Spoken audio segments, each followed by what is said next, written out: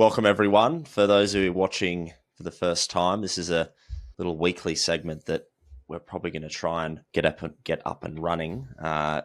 With me this week is none other than one of my very best friends, business partners, confidant, and all-round amazing bloke, Mr. Jack Atkinson. Very generous, mate. Thank you for having me. Pleasure to be with you on this weekly journey. Yeah, it should be very exciting. And we're going to trim a lot of this content up for you and put it on Instagram and the short form platforms as well. But essentially, the genesis for this show is just to be a bit more cordial in the big global topics that affect us week to week and give people a 30-year-old perspective on how that influences us, what it means for the way money moves, how that affects our living conditions, just a general world view of a couple of pretty normal 30-year-old blokes. That's certainly the idea, but we're going to feel into it. 29, mate. 29 still. I've got a few months on Jacko. But we're going to feel into this. We don't have a real rigid structure or plan. We just want to give a long-form segment a go and let you guys in a little bit more. So without further ado, we're going to jump into things and break it up into a couple of segments today. First being centered around a more global sentiment that's sort of taking the world by storm at the moment is the censorship agenda abroad, and more specifically the recent events pertaining to the Brazilian government electing to completely outlaw X and go on the Elon Musk witch hunt. And then later in the show, we're going to cover some macroeconomic stuff and broader market trends and what Jacko and I are liking the most in terms of investment opportunities. So they're the two central themes that we're going to address today. But I thought we'd kick things off with Elon and Brazil. I'm going to bring up a tweet now, and then we're going to have a back and forth about where we think this is heading and what it means for us in Australia as well, which I think is important to touch on. So I'll just read this one out to Jacko because he hasn't seen it, and then we'll go back and forth. But this, I found this very interesting because this is Alexandre de Morales, or Mares. Well pronounced. Probably absolutely butchered it, but I tell you what, there's no more deserving bloke to butcher his name than this one. This is the judge that threw down the hammer on the X ban in Brazil. Now, I thought this was quite ironic. I was looking through his Twitter last night, and he's got a lot of followers, over 1 million followers, and this is one of his recent tweets from late last year. Democracy is not an easy, precise, or predictable path, but it is the only path. Democracy is a collective construction of those who believe in freedom, those who believe in peace, who believe in development, in the dignity of the human person, in full employment, and in the end of hunger, in the reduction of inequalities, in the prevalence of education, and in guaranteeing the health of all Brazilians. Quite interesting. Oh dear. Well, he's used a few words there that I find somewhat ironic. He's used the word education. He's used the word freedom. Clearly, he's a democracy advocate, which is somewhat rich given what's just transpired. But look, I think clearly, as we both talk about regularly, Western society and I think the developed world as a whole have a huge ongoing issue about censorship, free speech, what is right, what is wrong, and centering on Brazil before looking more broadly. I think what's amazing about that post and what's amazing about this judgment is that he's claiming that this is a win for democracy. It's a win for freedom. It couldn't be more untrue. The fact of the matter is free speech is the essential cornerstone of democracy. And also, coincidentally, X is the number one news source in Brazil. We'll get into X's incredible record on free speech versus the other social giants. But yeah, he's completely gone against the message that he's trying to convey. And that judgment is an absolute disaster for Brazilian people. And I think sets a very dangerous precedent for the world as a whole. Nathan, your thoughts? Yeah, absolutely. Couldn't agree more. And just to specify for those who may be getting the news from here and haven't heard the specifics, the extent of the crackdown is sort of personified by the penalties that they can now invoke upon citizens that try to access X via VPNs. People who do so are up for $9,000 fines, respectively, each time they attempt to go onto X, which is, ludicrous and quite frightening, as you said. Like, this is the precedent of censorship. And, I've been reading that a lot of people are even saying that, this is just a little test dummy. Brazil's the test dummy. What's the main course that's coming? Which is quite scary. And the fact that closer to home as well, we haven't experienced anything quite like this, but we've seen the hallmarks in the regulatory infrastructure they've been building out with the E-Safety Commission. And for those who aren't privy or know much about the E-Safety Commission here in Australia and want to understand how that affects us, they were basically instated. It had cross-party, and correct me if I'm wrong here, Jacko, but I believe it had cross-party support, and it was correct. It was put together by the Scott Morrison government, and it's received a lot more funding since then under the Albanese government to protect youth online from your typical cyberbullying, defamatory, all that sort of stuff, which, by the way, don't get me wrong, I think there's certainly grounds to do that, but I feel like it's a bit more of a mirage for a much more deep, sinister. It's right. It's a vehicle, isn't it? And I think the idea was conceptualized during the Turnbull government. That could be wrong, so if people are wrong, please fact check that. But happy to put that on Malcolm's plate. And I think, what it does, Nathan, is it is a vehicle to control what you are allowed and what you're not allowed to say.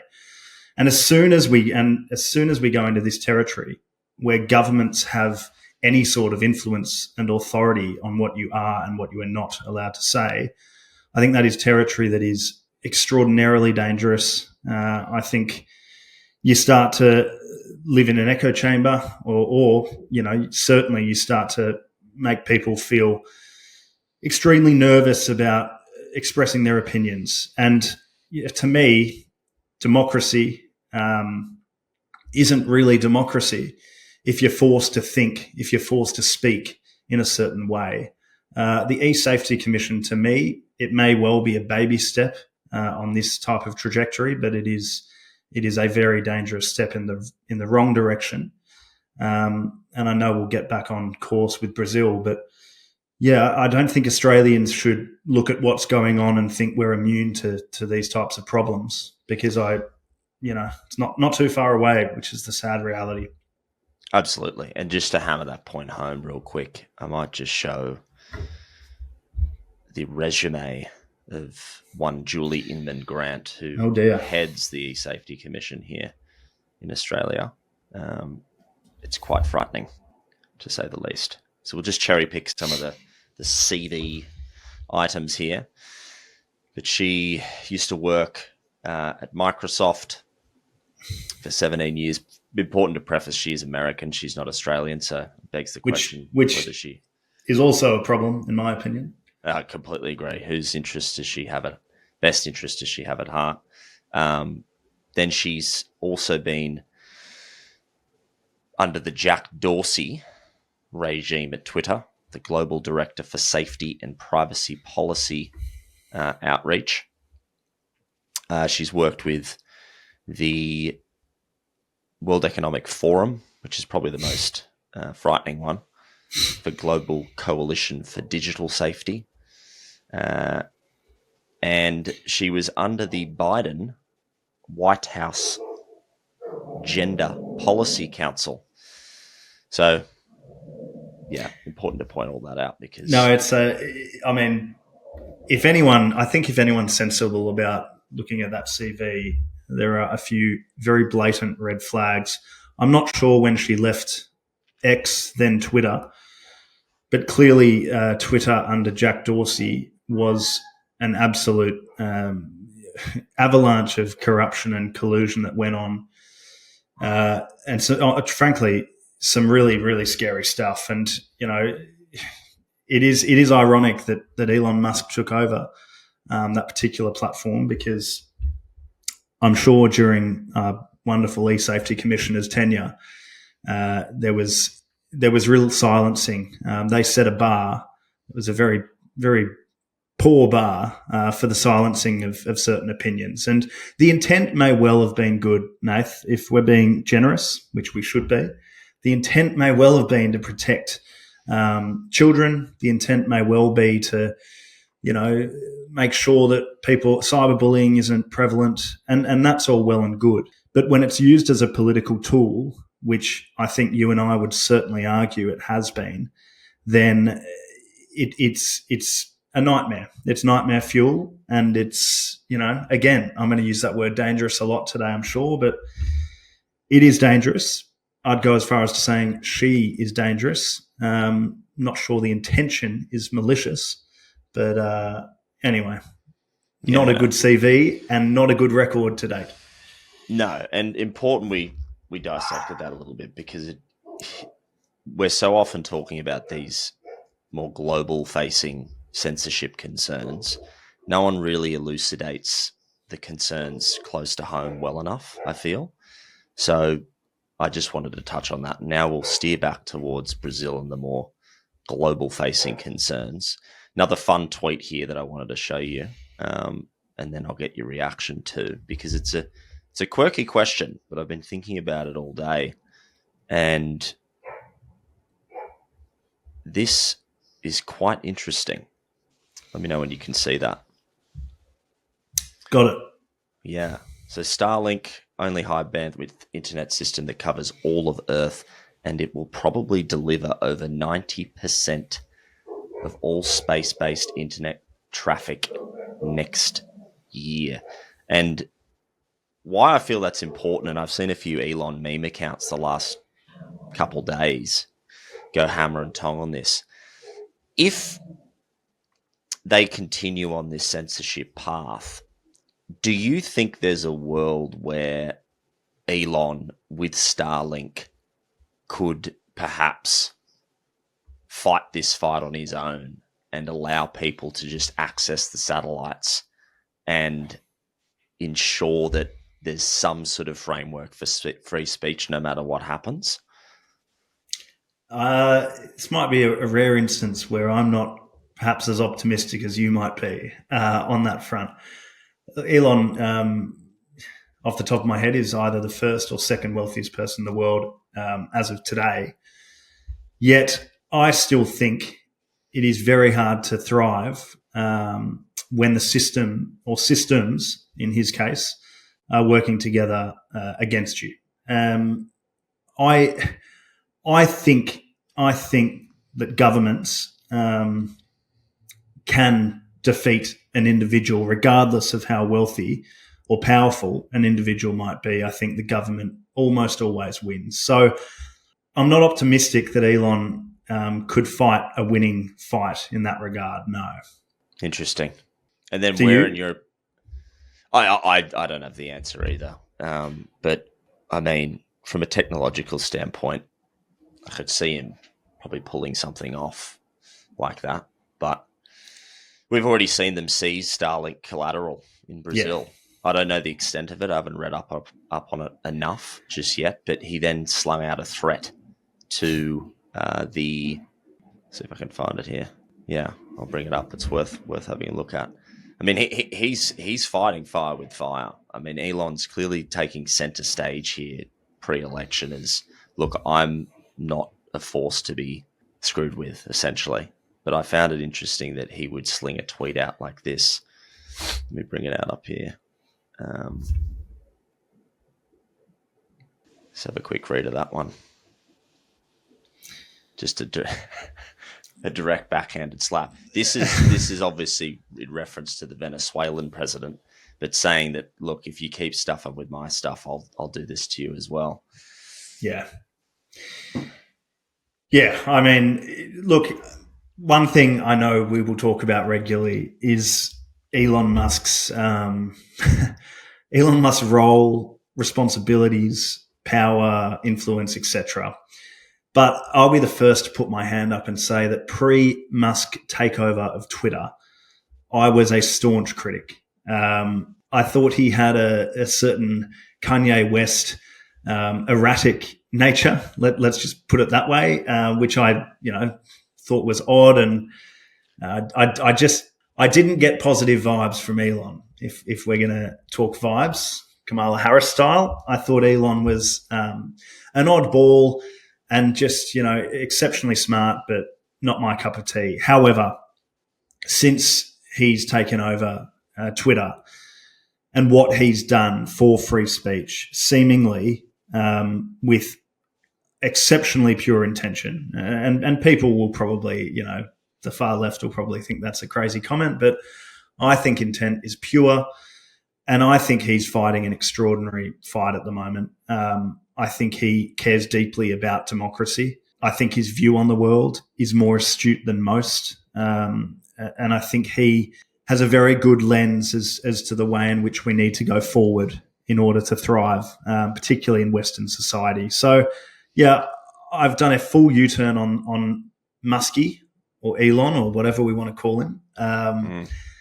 And God, without X, I think the world is, in a far more vulnerable position. And with that, I think that's a good segue into where Brazil goes from here.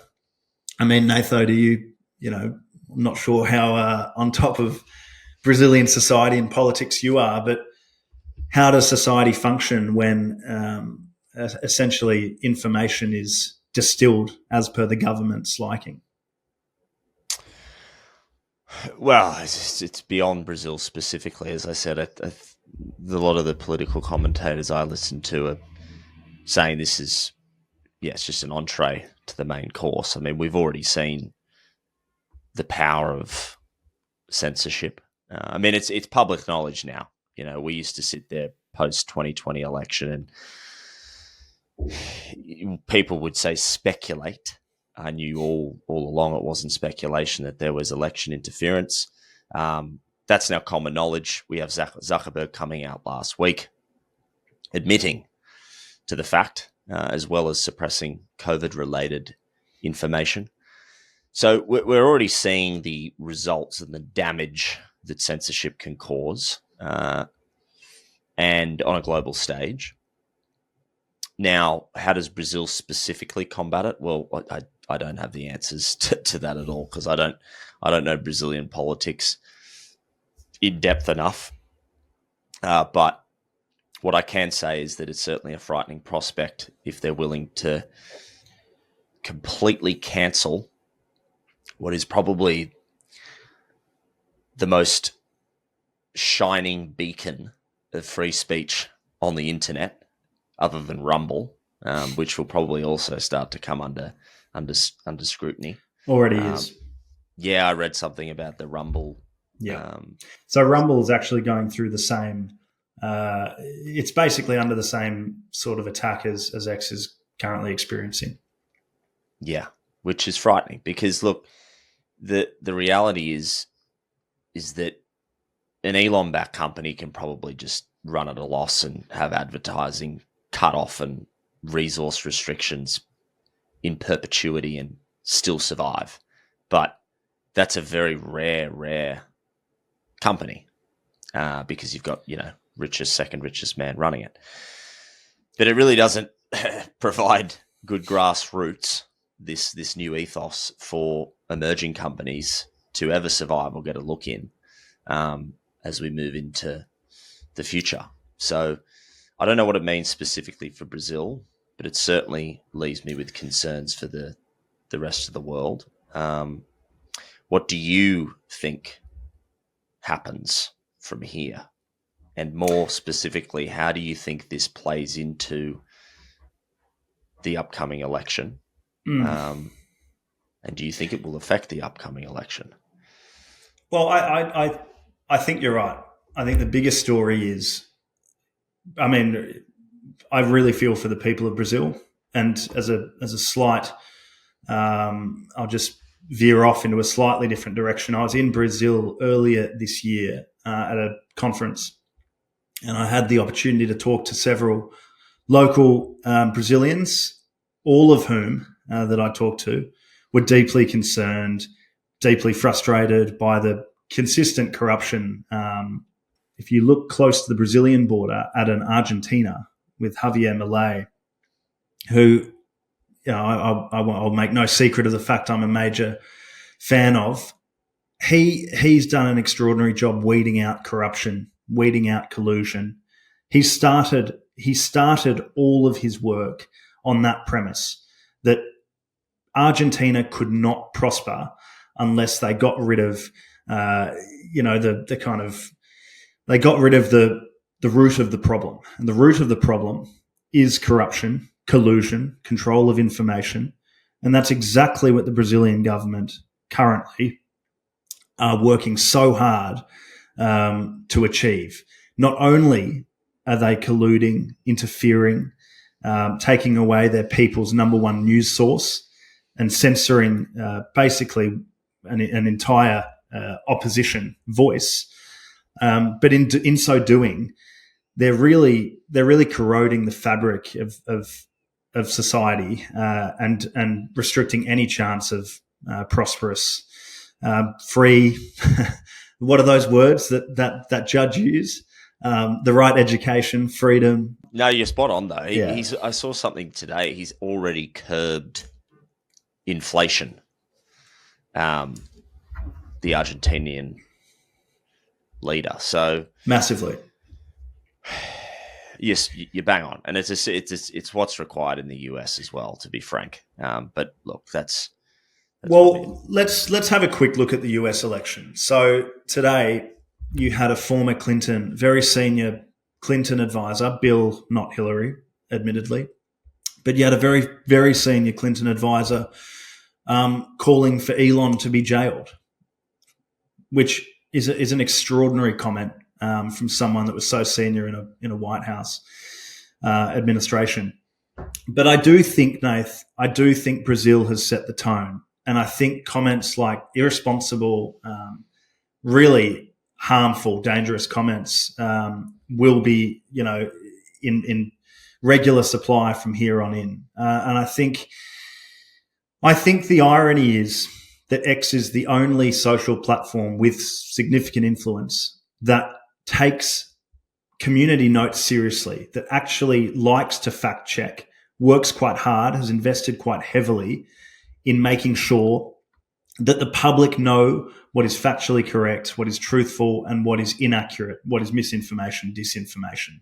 So, here you are in a world where the only free speech platform that doesn't censor both sides of the political argument and invests the most in making sure that it's a fair, free and fair with, those community notes in place, rhetoric online, is being silenced, is being cancelled, is being thrown the book at. What world do we live in, when that's going down? It's wrong, and it makes you really upset. And we know what the US are capable of. We know what the Democrat Party have done in the past, and it's incredibly frightening. It is. Now, look, I think we'll leave some US election stuff for next week because I'm conscious we need to get into the markets. But yeah, in closing on the censorship stuff, it won't be the first time we talk about it. And I've done countless short form videos on it in the past. I've done a documentary on the E-Safety Commission on YouTube, which itself got censored. which is quite ironic. So, look, unlike you and some other people, I do have a genuine feeling that good will prevail. As I always say, the public consciousness is rising, and it's hard to make sense of that at times. It's certainly hard to quantify it and what it all means, but I get the sense that there's something special happening. No one's perfect. No leader's perfect. RFK seems squeaky clean. He's got a blemished past. But yeah, I feel there's something positive brewing to combat the seemingly dark forces that are doing their damage. But on that note, let's look at some market-related stuff. And I'd like to intro this segment. As we know, as most people know, work for and am very proud to be a shareholder of Cashew. Jack also works very close with us and is a part of the investment team. And we're super stoked with what we've built. And a lot of what we do is linking how global events in the world affects money. And as two young 30-year-old, 129, sorry, almost 30-year-old individuals who are trying to afford a house and live the white picket fence of our parents, we need to look for opportunities to make money in other ways. Hence the genesis of Cashew and trying to bring retail investors really useful insights and investment opportunities as well. So we're going to talk a bit about the markets now. And I wanted to bring up an interesting chart because I'm no technical analyst, but I've been diving into charts a bit more, and I'd like to look at this and just show Jacko, and then we can talk about the high level themes here, because I think there's a few exciting things on the horizon if you're an investor, and we're going to touch on that now.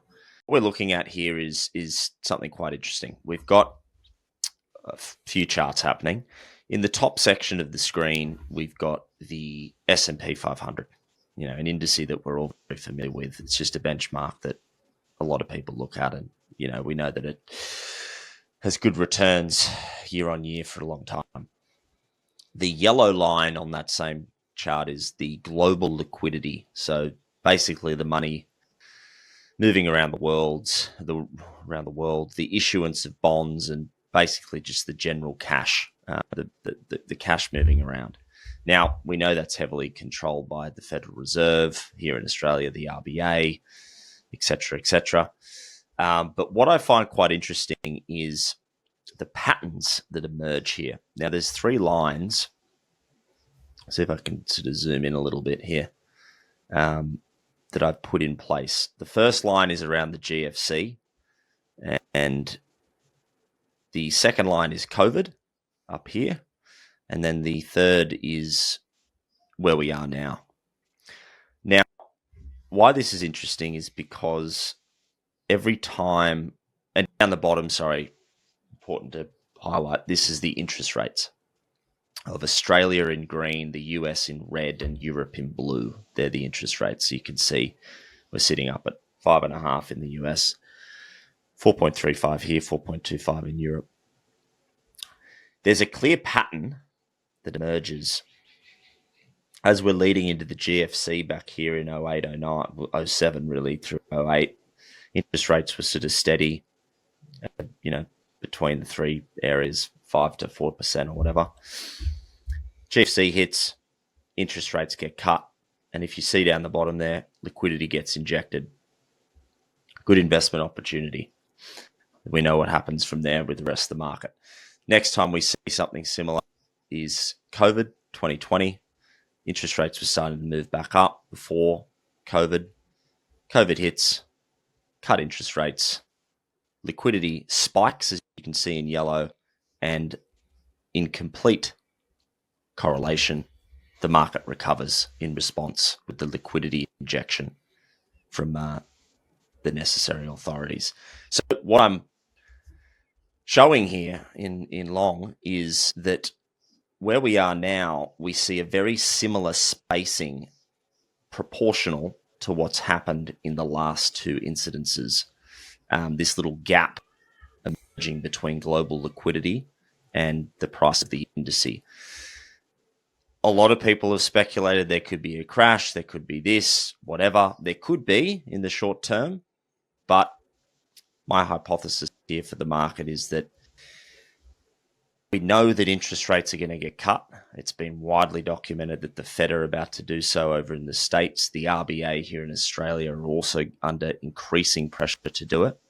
And what typically happens off the back of that, in conjunction, is a liquidity injection. So even if the markets do start to fall in the short term, there's going to be options to get into the market because it's going to bounce back. So I wanted to just preface the chat before we go into what has been looking at more specifically from an investment standpoint, just with my little high-level layman's punter digestion of the news the last few months and where I see things potentially going.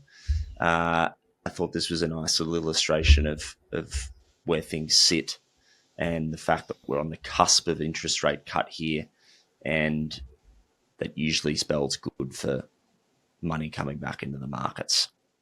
So I wanted to pass it over to you, Jacko. I hope I didn't bore you with all that, but I want to get your take on what you've been looking at, because I know you're an avid investor.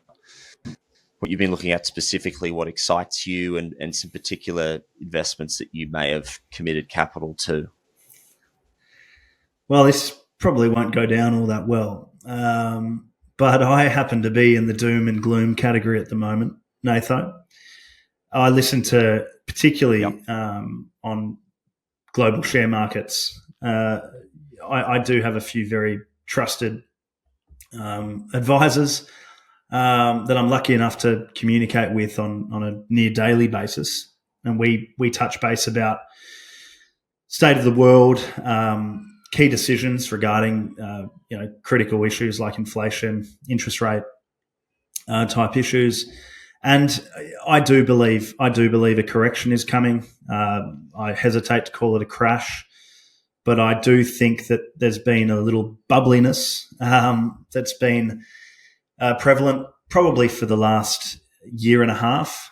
I think the world under the Biden administration has some economic indicators and there's a lot of global tension, as we know, but there's a lot of signals that suggest a correction is due or overdue even, and so with that stance, I've certainly had a very defensive capital allocation strategy. I've pulled money out of the share market. Now, controversially, for the first time, I've certainly advised, in my capacity as the manager of a single family office portfolio, I've advised for some exposure to Bitcoin and different asset class exposure. So gold as well, I think, is an interesting play prior to a correction actually materializing. I think gold and Bitcoin are really interesting things to look at. Not major exposure, but sensible 2 to 3% of your portfolio kind of, or available capital exposure to those types of asset classes. But yeah, defensive allocation strategy. I think also as Biden pulled out of the election, Nath, and we've discussed this together, and the honeymoon of Kamala, which has seemingly gone on forever, I do think that has triggered a lot of uncertainty. I think there's more confidence in a Trump administration for shares. I think people look at the run from 2016 to deep 2019 very favorably. There's a good record there. That Trump prioritizes a strong share market because that's one way he can get the American middle class really working. And if you've got a strong American middle class that's thriving, certainly the Western world tends to follow and tends to prosper. So I think now that's more or less a toss-up, if you trust the betting markets, between Harris and Trump. The uncertainty lingers. So bets on oil futures or, US oil stocks that might go very nicely under a drill baby drill Trump administration.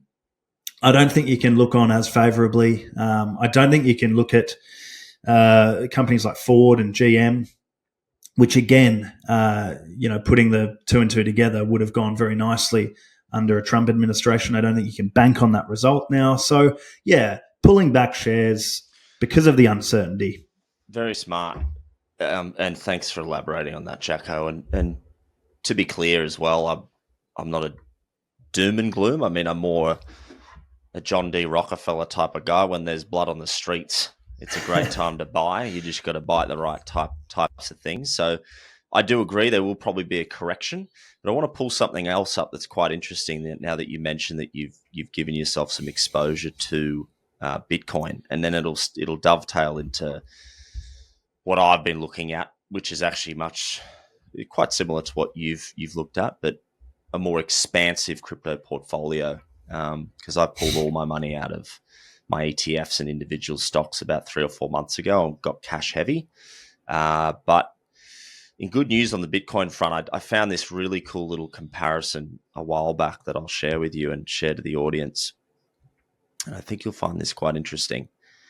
So very similar to what we just looked at before, but this is illuminated even stronger with the Bitcoin to global liquidity price chart and interest rate. So we were looking at the S&P there before, but typically what we see, and this is why Bitcoin's so fascinating, the correlation is off the charts in its short history with global liquidity and interest rate cuts.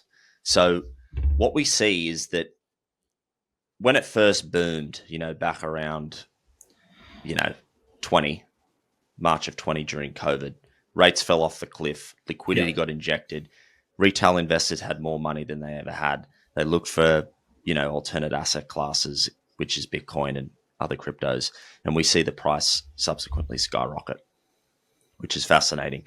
Now, when we came back down, when the interest rates started to rise again and global liquidity was pulled, we saw that Bitcoin went sideways all the way up until late last year and early this year, when the only reason this price action took place was because of the announcement of the BlackRock Bitcoin ETF and then the Ethereum ETF, which is highly speculated along inside the crypto community to be solely responsible for this price action.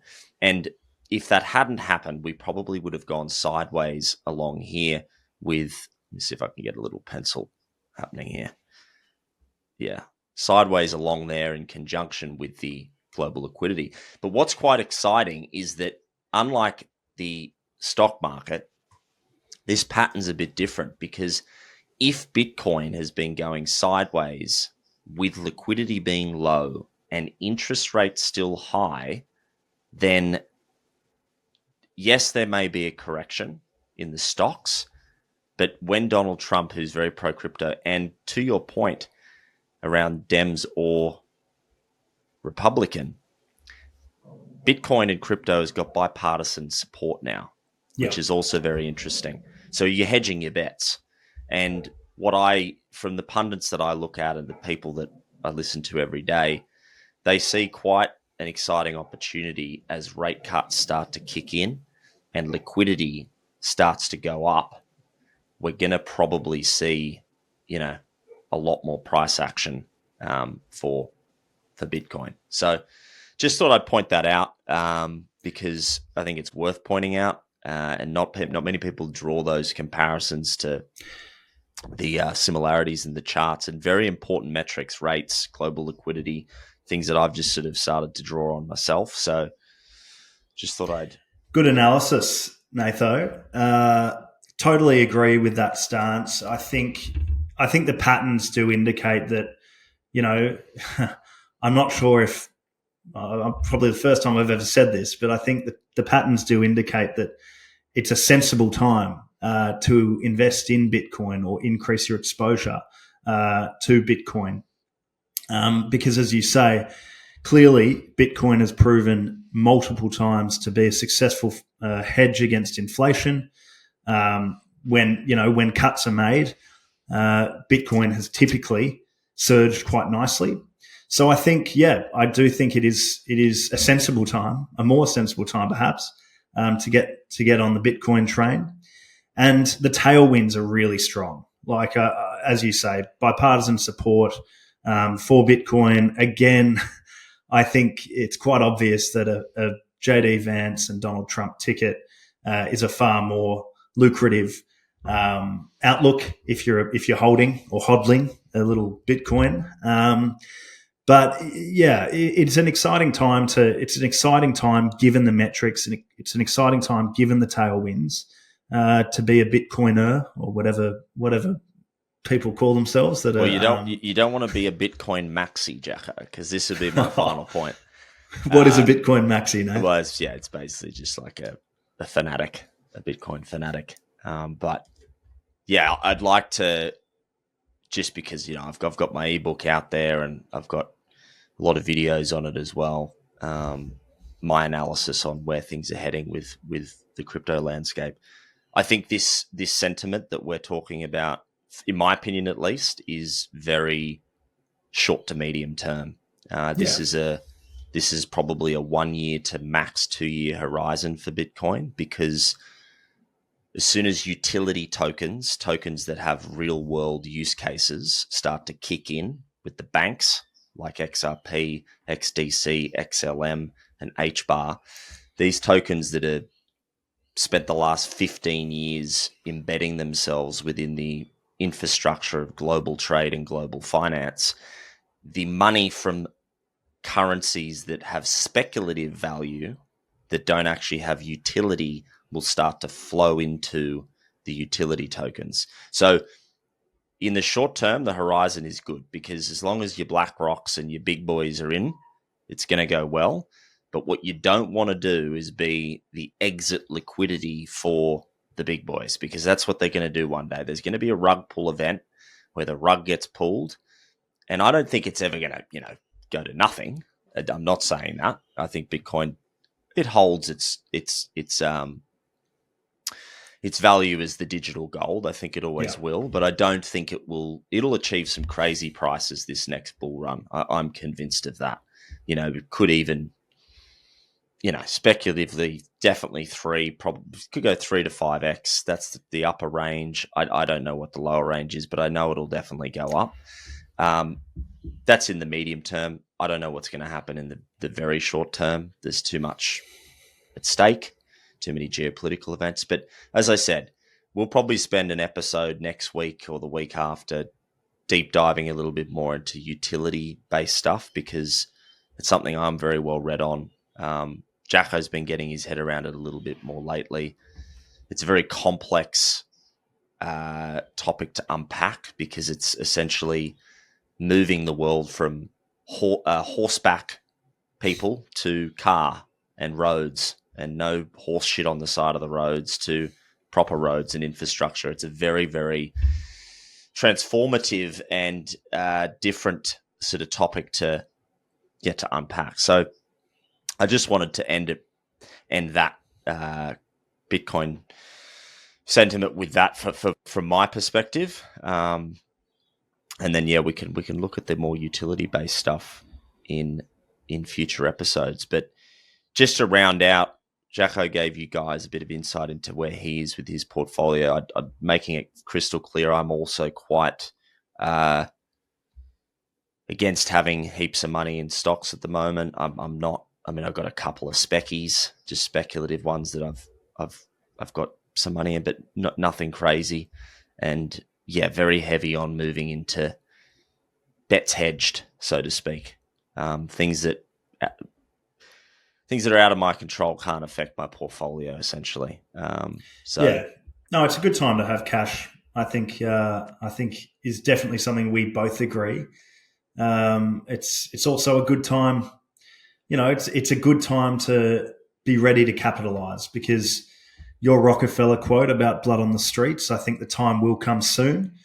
And when that time does come, whether we pick the bottom or not, I think we will definitely look to get a very nice return on some stocks that we think, or ETFs, whatever floats your boat, big fella. I think if you do time it, once there is a little blood out there, then there are some nice returns to be had. Here's hoping that a strong geopolitical climate, more economically proven leaders with strong track records. Not going to mention any names, but there's a certain almost redheaded fella that weighs about 100 kilos and is 79 years old in the US, resides at Mar-a-Lago in Florida, that might be pretty good for the share market. So anyway, if you care about your back pocket, your long lost uncle. He plays golf a lot better than me, but So anyway, I think there's reason for optimism, but wait for that correction and then rip in is certainly the way I'm going to approach it. Yeah, wonderful. Very similar sentiments. Look, I think we'll leave it there, Jacko. It's been a great first episode. We've ticked the boxes on those two themes. I want to just open the floor for the audience. Obviously, this will get edited and sent out, but I'd like to keep everyone quite engaged on my socials. That'll pop up on screen. I'll have a little banner, but at Cashew Nate on Instagram and TikTok. This will go on YouTube, but lots of questions. Just ask questions, and I want to be quite responsive at getting them back answers through those social media channels. So I hope you enjoyed it, everyone, and we will see you in the next show. Any closing remarks from you, Jacko? Just on the theme of questions from anyone listening, I think the way Nathan and I are as people as well is we're quite pragmatic. Clearly, feedback is welcome. Any segments you think we should do, Q&A style or whatever, just hit us up. I think we're pretty keen to explore what the people want. I think we'll ultimately give them. So thanks, Nathan. Keen to see you in the next one, my friend. Thanks, big fella. Well done. And we'll chat soon. See you guys.